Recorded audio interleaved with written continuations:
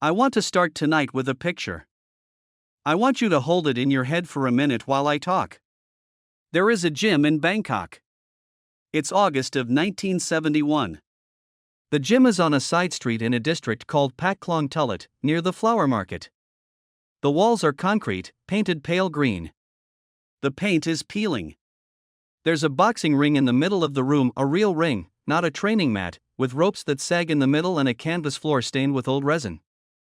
There's a row of heavy bags along the right wall. There's a wooden bench against the left wall. On the bench there is a white porcelain teacup. The tea in the cup was hot an hour ago. It's not hot anymore. Someone put it there, and then something happened, and nobody picked it back up. That's the picture. Hold it. I'm going to come back to the teacup 3 times tonight. Once now, once in the middle, once at the end. The teacup is the only thing in this story that I'm sure about. Every other thing, every person, every punch, every word, I have in 3 versions, and the versions don't agree. This is a story my father has been carrying since 1986. He got it from 3 men, on 3 different occasions, in 3 different rooms. None of the 3 men knew the other 2 were going to tell the story to someone who would eventually put them side by side. They each told it the way they remembered it. My father listened to all 3. He wrote the 3 versions down in a notebook he keeps in a drawer in his kitchen. Not the bookshelf this time. The kitchen. He keeps the notebook in a drawer with the rubber bands and the birthday candles. Last time I told you about a letter. About a piece of paper in my father's house. This time there's no paper. There's nothing to hold. There are 3 men, and 3 stories, and a teacup that someone put on a bench 53 years ago and forgot. I am about to tell you all 3 versions. I am not going to tell you which one is true. I don't know. I want to be honest with you right at the start, I don't know. I have thought about it for 20 years.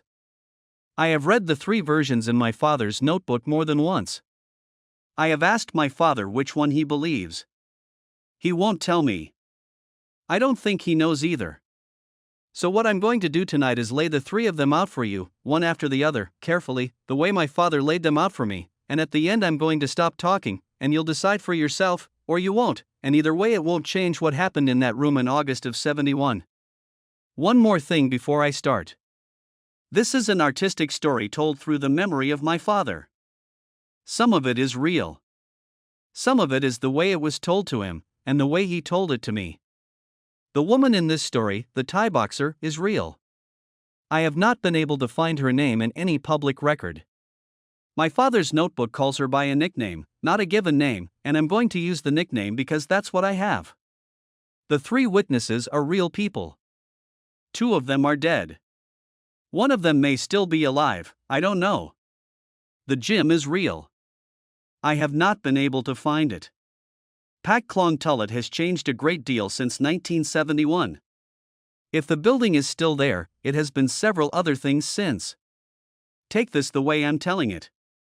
The reason Bruce was in Bangkok in August of 71 is simple. He was shooting a film. The Big Boss. His first leading role. The one that would, in October, break every box office record in Hong Kong. The production was difficult. I've talked about this in pieces before. The film was shot on a shoestring, in brutal tropical heat, in a village called Pak Chong about 150 kilometers northeast of Bangkok. The director who started the film, Wu Chia-shiong, was replaced partway through by Lo Wei, which created friction that never really went away. The accommodations were rough. Bruce got food poisoning in the first week. He sprained his ankle in the second week. The crew slept 4 to a room in a motel with no air conditioning. There were snakes in the rice paddies where they shot the exterior scenes. One of the actors was bitten by a centipede and spent 2 days in a clinic. Bruce came into Bangkok proper on weekends, when the shoot gave him a day or 2 off. He came in for medical reasons, a dentist, a back specialist, a doctor who could give him something stronger than what the village clinic had. He also came in, some of the crew said later, to train. He was not the kind of man who took a day off. If he had 48 hours of downtime, he spent 10 of them sleeping and 30 of them working on something. He did roadwork along the Chao Phraya River at 5 in the morning. He did isometric exercises in his hotel room. He hid a heavy bag in the basement gym of the Montian Hotel, where the production was putting him up when he was in town. He met her at the Montian, or through someone at the Montian. The details on this are fuzzy. Charlie, the first witness, the American I'm going to tell you about in a minute, said Bruce met her through a fight promoter who had a table at the hotel bar. Kai, the Thai trainer, the second witness, said Bruce went looking for her, had heard about her, had asked around. The old man, the third witness, said she came looking for Bruce. 3 versions already. And we haven't even gotten to the gym yet. What the 3 versions agree on: she was a boxer. She fought Muay Thai. She was, at that time, somewhere between 26 and 29 years old. Charlie said 27, Kai said 28, the old man didn't say. She was short, 5'4", maybe 5'5". She was lean. She had a scar above her left eyebrow from a fight 2 years earlier. She had short black hair that she tied back with a red cloth when she trained. Her nickname, in my father's notebook, is written as Knock. That's what Kai called her. I don't know if that was her given name, her ring name, or just what the guys in the gym called her. Knock in Thai means bird. It's a common nickname for small women. I'm going to call her that because that's what I have. She had, at the time Bruce met her, a record of 47 fights. 43 by knockout. She had not lost a fight in 6 years. She did not fight men, because women in Muay Thai in Thailand in 1971 did not fight men in sanctioned bouts. There was a regulation, going back to the 1930s, that women could not enter certain rings at all. She fought women, and she had beaten every woman she had fought, and she had asked several times to fight men and been refused. She had heard Bruce Lee was in town. She asked to spar with him. The 3 witnesses, Charlie, Kai, the old man, all agree that the ask came from her, not from Bruce. The ask was relayed to Bruce by somebody at the hotel. Bruce said yes. Bruce said yes quickly. The meeting was set for a Wednesday evening in August. The gym was chosen because it was private, because it had a ring, because Knock trained there sometimes, and because the owner of the gym would let them use it after hours for a small cash payment. Charlie paid the cash, out of production money, because Bruce didn't carry Thai baht. 3 men went with Bruce to the gym that night. Charlie, who was from the production. Kai, who Bruce had met at the Montian basement gym and had been doing bag work with on weekends. And the old man, who was Kai's uncle or Kai's teacher, depending on which version, who came along because Kai brought him. Bruce didn't know the old man was coming. The old man spoke no English. He spoke a little Cantonese, from a period in his youth when he had worked on a cargo ship that went to Guangzhou. Bruce's Cantonese was fluent. So the 2 of them, before the sparring started, exchanged a few sentences across 60 years of distance, in a shared language that neither of them was fluent in, about the weather and the humidity and a restaurant in Guangzhou that the old man remembered and Bruce had been to as a child. That's the setup. That's what the 3 versions agree on. Bruce, Knock, Charlie, Kai, the old man. A gym with a teacup on a bench against the wall. A Wednesday evening in August. Private. After hours. No cameras. No notes. 5 people in the room. From here, the 3 versions split. I'm going to start with Charlie's. Version 1, Charlie. Charlie was a gaffer on the Big Boss. That's the person who runs the lighting crew. He was 31 in the summer of '71. He was from Pasadena, California. He had done lighting on a couple of Roger Corman pictures in the late '60s and then gotten this gig in Thailand through a friend of a friend. He didn't know who Bruce Lee was when he got on the plane. By the end of the first week of shooting, he did. Charlie told this story to my father in 1984, in a bar in Burbank, over 3 beers. My father was in Los Angeles for a work trip aerospace convention, and he had looked up a man he knew through martial arts circles who knew Charlie and arranged a meeting. My father had been collecting Bruce Lee stories for almost a decade at that point. Charlie had been telling the Bangkok story at industry parties for years. It was a known Charlie story. By 1984 it had been polished and repolished and told maybe 100 times. I want to say that clearly, because it matters for how you take it. Charlie's version is the one that has been told the most times. That's a mark against it and also a mark for it.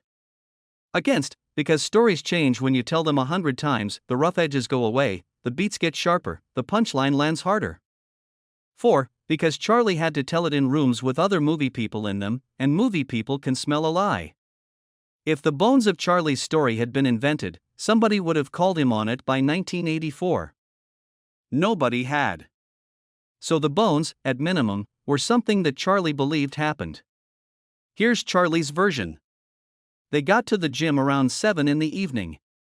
The sun was starting to go down. The air outside was still in the high 80s, Bangkok in August. Inside the gym was maybe 95. The ceiling fans were on, but they were slow. Bruce stripped down to cotton trousers and bare feet. Nok was already there when they arrived, already wrapped, already warm. She was hitting a bag in the corner when they walked in. She didn't stop hitting the bag when Bruce came in. She finished her combination, stepped back, nodded at him once, and walked to the ring. Bruce climbed through the ropes. So did Nok. The old man sat down on the bench by the wall. Kai put a teacup on the bench next to the old man. Kai had brought a small thermos of tea from home, for his uncle, who drank tea with every meal and in between every meal. Kai poured a cup. The old man did not pick it up. The cup sat there.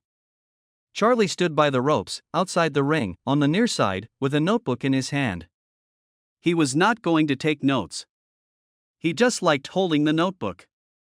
It was a gaffer thing. Nok bowed. Bruce bowed. They touched gloves. Charlie said gloves, and this is one of the first places where the versions start to disagree, because Kai said no gloves, bare knuckles wrapped, and the old man's version doesn't specify. Charlie said gloves, 16-ounce training gloves, the kind you spar in. I'll tell you Charlie's version with gloves because that's Charlie's version. They started light. The first round, in Charlie's version, was feeling out. Nok threw 2 lead kicks, neither of them committed. Bruce moved his feet but didn't throw anything back. He was watching her. Charlie said that's what he remembered most clearly from the first round, that Bruce wasn't hitting, Bruce was reading. He was watching her the way a man reads a document he needs to remember. End of round 1. Charlie called time. He had a stopwatch. 3-minute rounds, 1-minute rest. Bruce walked to the corner where Charlie was standing. Nok walked to her corner across the ring. Neither of them sat down. Bruce took a sip of water from a glass bottle that Charlie handed him. Nok did not take water. She shook her arms out and waited. Round 2. Nok came in harder. She threw a teep, that's a front push kick, the Muay Thai jab, and it caught Bruce in the solar plexus. Not hard. Hard enough to make him step back. Charlie said. Bruce smiled. Just a flash of a smile, for maybe a half second, and then his face went neutral again. Nok saw the smile. Charlie said. Nok did not smile back. The rest of round 2, in Charlie's version, was Nok attacking and Bruce evading. She was faster than Bruce had expected. That was Charlie's red. Not faster in raw speed, because nobody was faster than Bruce in raw speed, but faster in initiation. She started her techniques before Bruce could start his. That's a thing that good fighters do. They own the clock. She owned the first half of round 2. Then, at about the 90-second mark of round 2, Bruce did a thing that Charlie said he had never seen before and never saw again. Bruce let Nok start a combination, a left teep followed by a right low kick, and instead of blocking the low kick, Bruce stepped into it. He closed the distance while the kick was in the air. The kick landed on his hip but with no extension, because Bruce was inside the arc of the kick. And from that inside position, Bruce threw a straight right hand. Charlie said the right hand did not land clean. It grazed her jaw. But it grazed her jaw hard enough that she went backwards 3 steps and her back hit the ropes. End of round 2. Charlie called time. Nok walked to her corner. She was shaking her head, not to clear it, Charlie said, but in something like appreciation. Like she had been hit in a way she hadn't expected to be hit. Bruce walked to his corner. His face was neutral again. He took another sip of water. Round 3, in Charlie's version, was where it ended. They came out. Not came in with a different approach, tighter, more guarded, her hands higher. She had recalibrated. She threw a jab cross, stepped in, tried to clinch. Bruce did not let her clinch. He framed her off with his left forearm and created space. She threw a knee anyway, into the space, and it caught him on the thigh. He took it. Then he threw a lead side kick, the Bruce side kick, the one that you see in every film clip of him, and it caught her in the hip and she went down. She went down hard. She rolled onto her side. She got to one knee. She held up her right hand. In Charlie's version, that meant stop. In Charlie's version, she had said, enough. Bruce did not touch her. He did not help her up. He stepped back. He waited. She got to her feet on her own, which Charlie said was the correct thing for her to have done, because a fighter who accepts a hand up is accepting something, and she wasn't ready to accept anything. She walked to her corner. She untied the red cloth from her hair. She wiped her face with it. She bowed to Bruce across the ring.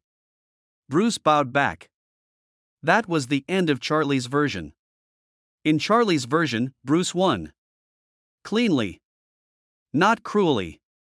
Not overwhelmingly. He won by one side kick at the end of round 3, after 2 rounds of careful reading and one exchange in round 2 that had already told him what he needed to know. Charlie, telling the story in a bar in Burbank in 1984, said Bruce won the way a surgeon wins. That was Charlie's phrase. My father wrote it down in the notebook. Charlie said Bruce and Knox spoke briefly after the bout.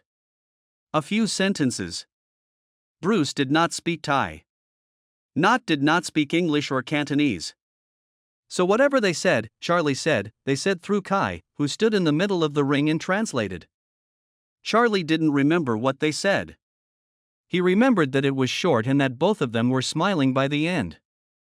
He remembered that Knox clapped Bruce on the shoulder, once, firmly, and walked out of the ring and went to the heavy bag and started hitting it again. Bruce sat down on the bench. Next to the old man. Next to the teacup. He picked up the teacup. He drank from it. The tea was cold. He drank it anyway. He said something to the old man in Cantonese. The old man said something back. Charlie didn't understand any of it. Charlie put the stopwatch in his pocket and walked out into the Bangkok evening and had a beer at a bar 2 blocks away and didn't think about it much until a year later, when Bruce was suddenly the biggest star in Asia, and Charlie realized he had a story. That's Charlie's version. Clean arc setup, feeling out, turning point, finish. 3 rounds.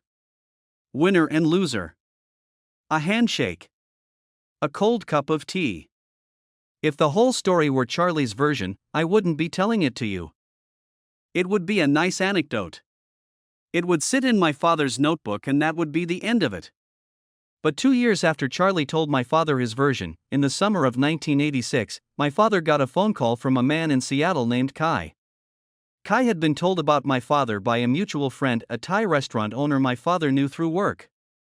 Kai had not told the Bangkok story to anyone in 15 years. He had not told it to a Westerner ever.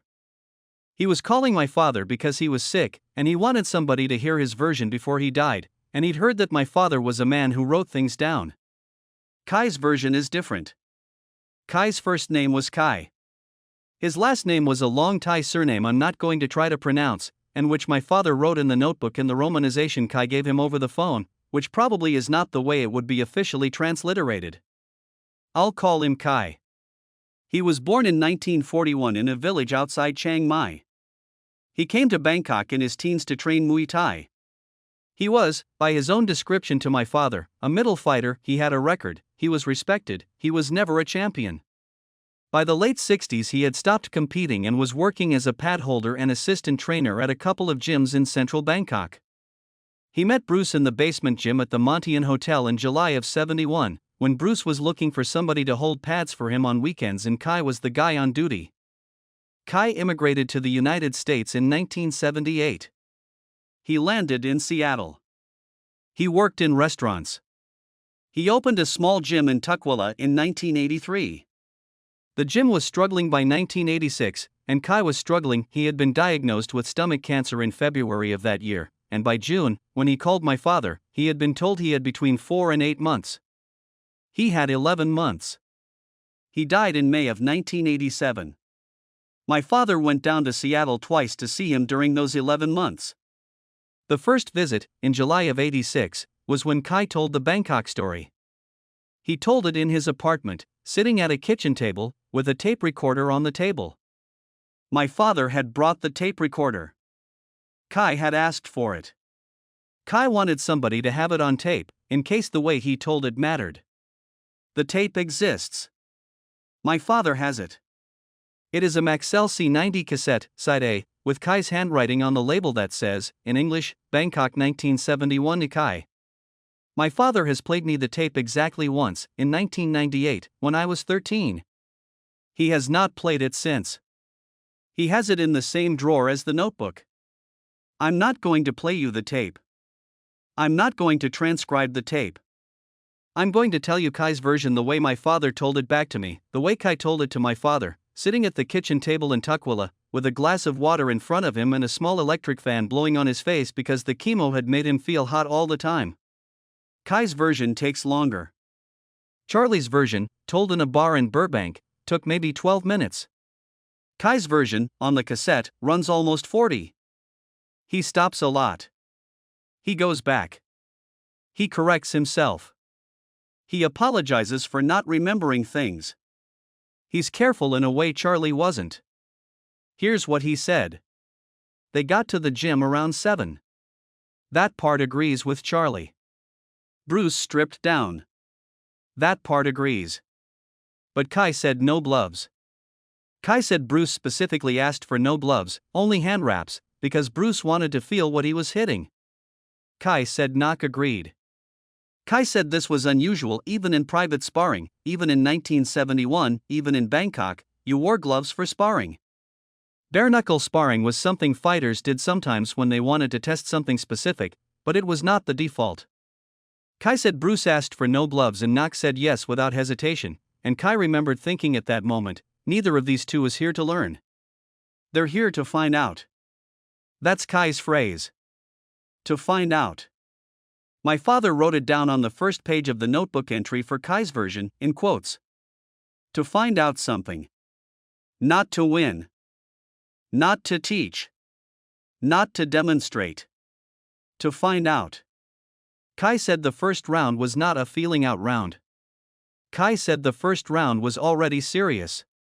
He said Nak came out and threw a left teep that committed her full body weight, and that Bruce, who in Charlie's version had stepped back from the same kick, in Kai's version did not step back.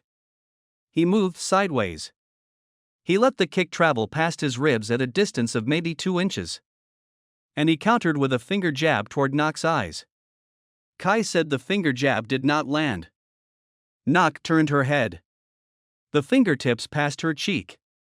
She moved off the line. Kai said this exchange happened in the first 6 seconds of the first round. Then they reset. They circled. Kai said he was watching from outside the ring, on the far side, where he could see both of them in profile. He said he could see, from that angle, that both of them had recalibrated after the first exchange. Both of them had registered that the other one was operating at a level higher than they had assumed. Kai said this is something fighters do. They estimate, in the first 3 seconds, what they're dealing with. Sometimes they estimate wrong. Then they re-estimate. He said he watched both Bruce and Nak re-estimate at the same moment, and after that moment, the whole tone of the spar changed. It got slower. That's the thing Kai kept coming back to. It got slower. Charlie's version is fast. Charlie's version is 3 rounds with a clear escalation. Kai's version, after the first 6 seconds, slowed down. Kai said the first round, after the opening exchange, became something more like a chess game. They threw maybe 4 techniques each in the rest of the round. None of them landed. Both of them were testing distance, testing reaction time, testing what the other one would do if they stepped here, leaned there. Kai said it was not entertaining to watch. Kai said it was the most interesting thing he had ever watched. End of round 1. Kai said there was no stopwatch. Kai said Charlie had a stopwatch but never used it.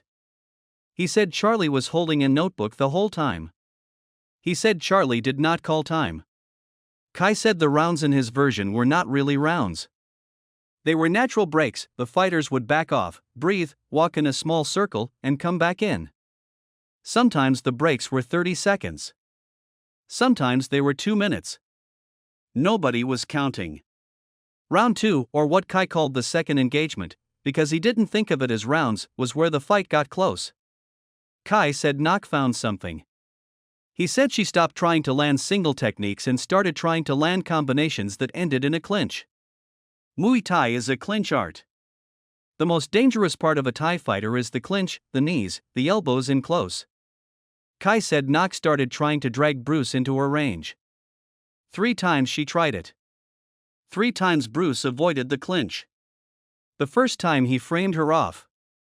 The second time he stepped offline. The third time, and this is the part Kai said was the most important part of the whole night, the third time, Bruce let her get the clinch. He let her get it. Kai said he saw it happen and he could not believe it. Bruce let Nak get her hands behind his neck, get her hips against his hips, and start to pull him down for the knee. And Kai said, Bruce wanted to know what it felt like. Kai said Bruce was not testing whether he could escape the clinch. Bruce was testing what the clinch was. He wanted the data. Kai said Nak knew, the moment she got the clinch, that Bruce had given it to her. He said her face changed. He said for a half second she looked angry. Then her face went neutral and she did the work. She pulled him down. She threw a knee. The knee landed on his ribs. Bruce took it. He did not double over. He absorbed it and twisted out of the clinch and reset. End of engagement 2. Both of them walked off. Both of them breathing harder. Kai said Bruce's ribs were red where the knee had landed. Kai said Nak's red cloth had come loose from her hair and was hanging by one corner. Engagement 3, in Kai's version, was where Charlie's version had its finish. The side kick. The takedown. Kai said no. Kai said the side kick happened. Kai said Bruce did throw a side kick. But Kai said it did not land flush on the hip the way Charlie remembered. Kai said the side kick landed on Nak's lead thigh, and it stunned her leg, and she stumbled. She went down to one knee, which is what Charlie remembered, but she did not raise her hand. She did not say enough. She got up. She tested the leg. The leg held. She came back to the center of the ring. In Kai's version, the spar continued for 2 more engagements after the sidekick. In Kai's version, Bruce did not win. In Kai's version, what happened next is that they both, by some unspoken agreement, started pulling their techniques. They started moving faster again, but with less commitment. Kai said it was as if both of them had decided, at the same moment, that they had found out what they came to find out, and now they were just dancing. They threw kicks that stopped short of contact. They threw punches that stopped at the skin. They moved in patterns that were almost choreographic. Kai said it lasted maybe 4 minutes. Then Bruce stepped back, dropped his hands, and bowed. Nak bowed back. They walked to opposite corners. The spar was over. No one had won. No one had lost. There had been no decisive moment in the second half of the spar, only the long slow red of 2 fighters who had already gotten what they needed and were giving each other room to walk away from it intact. Kai said Bruce and Nak talked afterwards for a long time. Not the brief exchange Charlie remembered. Kai said they sat on the canvas of the ring, both of them, with their backs against opposite ropes, and they talked through Kai for almost an hour. Kai said he did most of the translating. He said he did not remember most of what they said. He remembered one thing. He remembered Nak asking Bruce, through Kai, what he was looking for. Why he had agreed to spar with her. What he wanted to know. Kai said Bruce thought about the question for a long time before he answered. Kai said Bruce finally said, in English, which Kai then translated into Thai for Nak, I wanted to know what it felt like to fight someone who wasn't trying to beat me. Kai said Nak laughed. She laughed for a while. Then she said, in Thai, which Kai translated back into English for Bruce, I wasn't trying to beat you. I was trying to find out if you were real. Kai said both of them sat with that for a minute. Then they stood up. They bowed again. Bruce walked over to the bench. He picked up the teacup. He drank from it. He said something quietly to the old man in Cantonese. The old man said something back. Bruce nodded. Bruce got dressed. They left. Kai said the teacup was cold by then but still half full. That's Kai's version. In Kai's version, the spar was not won. It was concluded. Two fighters tested each other, found the limits, and walked away. The drama was internal, what each of them learned, what each of them had been looking for. The ending was a sentence, not a sidekick. Kai told my father, on the tape, near the end of the 40 minutes, I think Charlie remembers the sidekick because Charlie wanted there to be a sidekick. Westerners need somebody to win. My father wrote that sentence in the notebook too, in quotes. I want to pause for a minute before I tell you the third version. I want to pause because the third version is the strangest, and I want you to be ready for it. If you accept Charlie's version, you have a clean Bruce Lee story. He won. He won cleanly. He honored his opponent. He drank cold tea. Story over. If you accept Kai's version, you have a more interesting story. He didn't win. He wasn't trying to win. He was learning. So was she. Two fighters at the top of their craft used each other as a mirror for 40 minutes, found out what they came to find out, and went home. There's no winner. There's no loser. There's only the question Knock asked. I was trying to find out if you were real, and the answer Bruce had given her by the end, which was, yes, I'm real, and so are you, and now we both know. The third version doesn't fit either of those shapes. The third version was told once. By the old man. Not to my father. To Kai. Kai then told it to my father, on the same cassette, in the last 10 minutes of side A, after he had finished his own version. Kai said, there is one more thing. The old man told me a different story. I don't know what to make of it. I will tell it to you and you will decide. So what I'm about to tell you is a third remove. Old man told Kai. Kai told my father. My father told me. I'm telling you. Take it accordingly. Version 3, the old man. The old man's name, Kai said, was something Kai could not pronounce in the way the old man pronounced it. It was a regional dialect from northern Thailand, and the name had vowel sounds Kai had grown up around but could no longer say cleanly. Kai called him uncle. My father wrote in the notebook simply, the old man. So that's what I'll call him. He was born, Kai estimated, in 1905 or 06. That made him 65 or 66 in August of 71.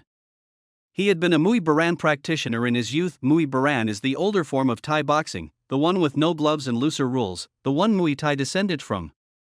He had fought in temple festivals as a young man. He had stopped fighting in his 30s. He had taught for a while. By his 60s he was retired and lived with Kai's family. He came along to the gym that night because Kai had told him who Bruce Lee was. Kai had seen the Green Hornet and the old man had said, I want to see this man. I want to see if he is what they say. The old man told his version to Kai about a week after the spar. They were eating dinner at home. Kai had been telling his cousins about the spar. The old man had been quiet through dinner, the way he was usually quiet. After dinner he went out to the small courtyard behind the house and sat down on a wooden stool to smoke. Kai followed him out. The old man, without looking at him, said, You did not see what happened. Kai said, What did I not see? And the old man told him. Here is the old man's version, as Kai told it to my father, as my father told it to me. The old man said the spar was over before the first kick. He said when Bruce and Knock walked into the ring, before they bowed, before they touched, there was a moment, maybe 2 seconds, when they looked at each other across the canvas. He said in those 2 seconds, the old man saw something he had not seen since he was young, watching the senior fighters at the temple festivals when he was a boy. He said both of them, Bruce and Knock, recognized each other. Not as people. as kinds. He said the old man saw that they were the same kind of fighter, and that both of them knew it, and that everything that happened after that was the old man's word, manners. Everything after the first 2 seconds was manners. The old man said the techniques didn't matter. The old man said neither of them was trying to land. The old man said the side kick, the clinch, the knee, these were like words in a conversation. The conversation had already ended. Both of them had already said what they were going to say. The rest was just the time it took to leave the room politely. Kai asked the old man, "Who won?" The old man said, "She did." Kai said he was surprised. He said he had watched the whole thing and he would not have said she won. He would have said it was a draw, like in his own version. He asked the old man why he thought she won. The old man said, because at the end, he drank her tea. Kai didn't understand. He said, "It was my tea. I poured it. It was for you, uncle." The old man said, "No. The cup was for her. She put it there before you came in. She put it on the bench because she wanted it close. She was going to drink it after the spar.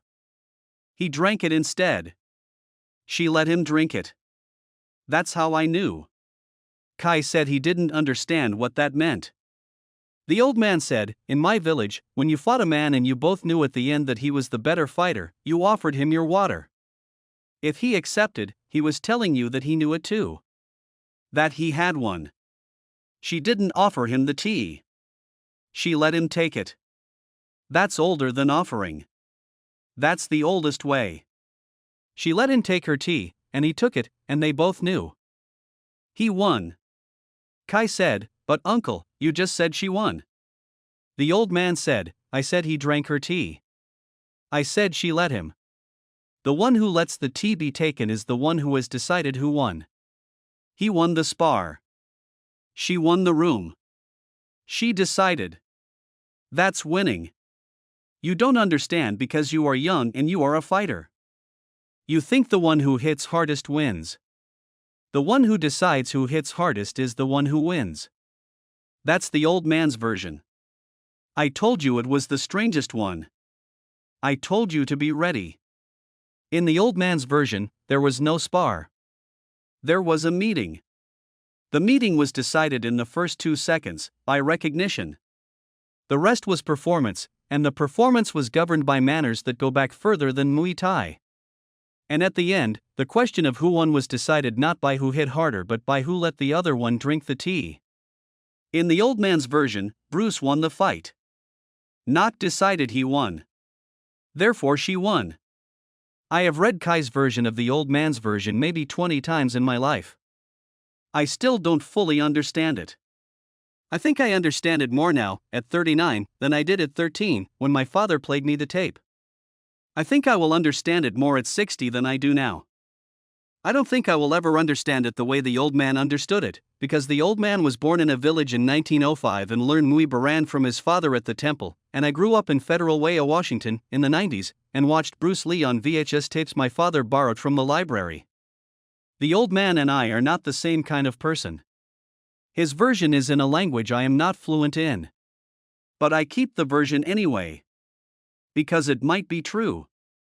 Because if it's true, the other two versions are partly true and partly wrong. Charlie was right that Bruce won the fight, Kai was right that nobody won the spar, and the old man was right that the actual winner was the one who let the cup be taken. 3 versions of the same 40 minutes, and all 3 of them might be right at the same time, in different layers. That's what my father has been carrying since 1986. Not one story. 3. Stacked on top of each other. The notebook in the kitchen drawer with the rubber bands and the birthday candles. I went to my father's house this past June. He was on the back porch when I arrived. He was drinking coffee. He was watching the bird feeder. He's 79. He still gets up at 5:30. He still doesn't wear a watch. I sat down next to him. I had been thinking about this video for weeks. I had decided, before I drove up, that I was going to ask him directly. Which version did he believe? I asked him. He didn't answer for a long time. He watched the bird feeder. A chickadee landed on it, took a seed, flew off. Another one landed. He let me sit with the question for maybe 2 minutes. Then he said, 3 guys came back from Bangkok with the same story. None of them remembered the same fight. I said, I know. That's why I'm asking. Which one do you think is the real one? He turned his head. He looked at me for the first time since I'd sat down. He said, that's not the question. The question is which one they thought was real. Charlie thought Bruce won. He died believing that. Kai thought it was a draw, and he died believing that. The old man thought she let him win, and the old man died. The old man died in 78, I think, Kai told me, and he died believing that. 3 men, 3 deaths, 3 versions. All 3 of them are in the ground now. The fight is over. There's no fight to go back to. There's only what they remembered. And what they remembered is what's true for them. You don't get to pick one. That's not how this works. He looked back at the bird feeder. I said, then why did you write all 3 down? He said, because somebody had to. Because if I didn't, in 20 years there'd be no record that there were 3. There'd just be Charlie's, because Charlie told it loudest. And Charlie's was the thinnest. The thinnest one always wins if nobody writes the other ones down. He drank his coffee. I said, do you have a favorite? He didn't answer. He watched the chickadees. After maybe a full minute, he said, I think about the teacup. That was all he said. We sat on the porch for another half hour. We didn't talk about Bangkok again. I want to come back to the teacup one more time. I told you at the start I would. The teacup is the only thing in this story I'm sure about. All 3 versions agree it was there. All 3 versions agree Bruce drank from it at the end. The tea was cold by then. Nobody picked it up after he put it down. We don't know what happened to the cup. The gym doesn't exist anymore, or if it does, it isn't a gym. The cup was probably washed and put back on a shelf and used the next morning by somebody who didn't know who had used it the night before. It probably got broken at some point in the last 53 years. It is almost certainly dust now, in a landfill outside Bangkok, or at the bottom of the Chao Phraya River, or pulverized in the foundation of a building that was built on the site of the gym in 1990-something. But for 1 minute on a Wednesday evening in August of 1971, the cup sat on a wooden bench against a pale green concrete wall. It had hot tea in it. Then warm tea. Then cold tea. A woman put it there because she wanted it close. A man drank it at the end because he was thirsty. An old man on the bench next to the cup watched both of those things happen and built a whole theory of who won and who lost out of which one of them touched the cup last. That's the story. That's all of it. 3 versions. 1 cup. 5 people in a room. None of them are alive now except possibly Charlie, who would be 84, and I don't know where he is, and I have not tried very hard to find him, because I think if I found him he would tell me Charlie's version again, and Charlie's version is already in the notebook, and the notebook is already in the drawer, and there's nothing more to do. My father told me one more thing about Bangkok. He said one of the 3 men, he wouldn't say which one, told a 4th story, years later, on the phone, to a man in Hong Kong who was already sick. A man Bruce had known for a long time. A man whose name you would recognize. That phone call is the next one. I'm still working on it. I'll tell you when I have it. Hold the teacup. Cold tea. Wooden bench. Pale green wall. 5 people in a room. 3 of them remembering different fights. Good night.